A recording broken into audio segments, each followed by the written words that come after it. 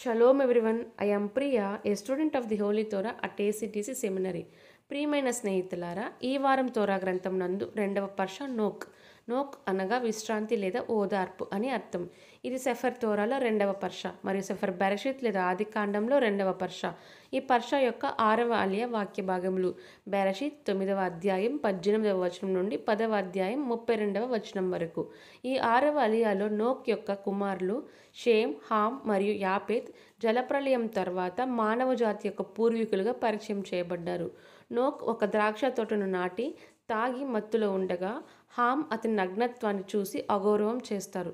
అయితే షేమ్ మరియు యాపేత్ గౌరవంగా అతన్ని కప్పివేస్తారు. నోక్ హామ్ యొక్క కుమారుడైన కానాన్ను శపిస్తారు మరియు షేమ్ మరియు యాపేత్ను ఆశీర్వదిస్తారు. ఆ తర్వాత ఈ భాగం నోక్ యొక్క కుమారుల వంశావళిని వివరిస్తుంది.